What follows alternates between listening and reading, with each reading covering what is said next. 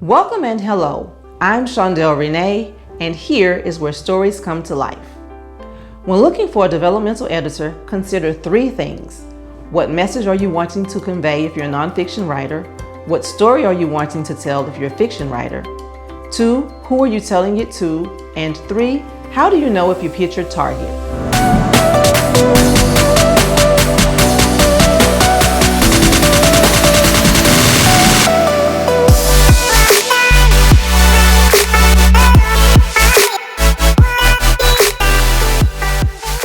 That's where I come in. As a developmental editor, I take a look at the big picture. It's called Big Chop Editing for a reason. Big idea or big picture, big chop editing is where the story gets checked, not necessarily the content itself. With nearly 10 years editing and over 30 years writing experience, I can help you create a story you'll confidently share that will communicate your intended message and reach your ideal audience. I'm a certified technical writer, a developmental editor, a book coach, and a ghostwriter. I'm also an award-winning novelist and an Amazon best-selling nonfiction writer. I say that because I've been on the other side, and trust me, I know what you're going through. If you found me because you're looking for an editor, a book coach, or a writer, then I'm excited to have you here. As hardworking professionals, I know you know that while striving to make it happen, there will always be more to do. So I'm here to help you do less because time is money.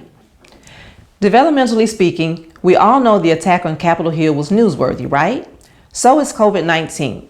But are they relevant today to your story, to your ideal audience, to your writing? Have you gone off on a political tangent?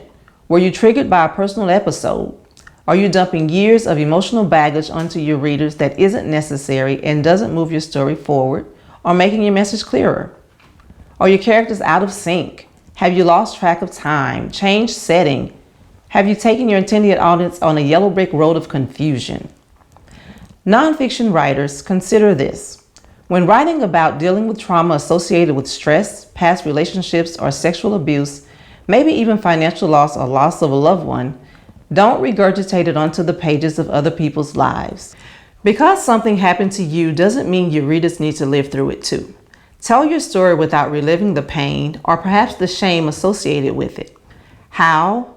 Make your first draft your purge draft. Write it for yourself. Get it all in or out, depending on how you see it. Everything. Empty your whole, complete, entire literary bile the first time. Then revise and eliminate any personal feelings you have surrounding a particular person, section, chapter, or message altogether. Next, run it past a confidant, someone you trust to give you honest feedback. Don't forget to run it through a spell check while you're at it. You'll understand this one later. Also, if you're writing a fiction book, then remember what character does or says something from one chapter to the next.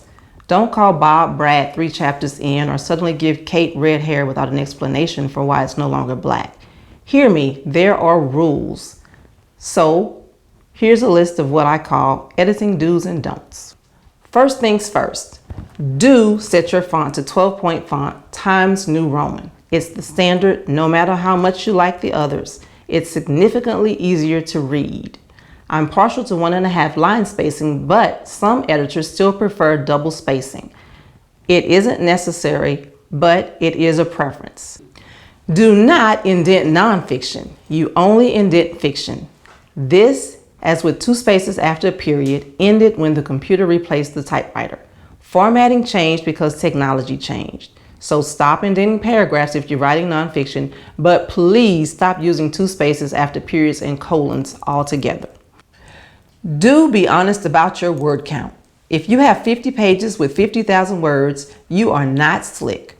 What size font are you using? What are your margins set to? A standard 8.5 by 11 page holds 250 words, so 50,000 words is 200 pages. Do not format for book layout before submitting to an editor. There's a big difference between sifting through 175 standard 8.5 by 11 size pages and 215 book formatted pages at 6 by 9. Do use spell check because copy editors charge between 2 and 4 cents per word. If your copy is a mess, you will be charged at the highest rate possible. And finally, Do not modify a file once it has been completed and finalized unless you want to incur additional fees.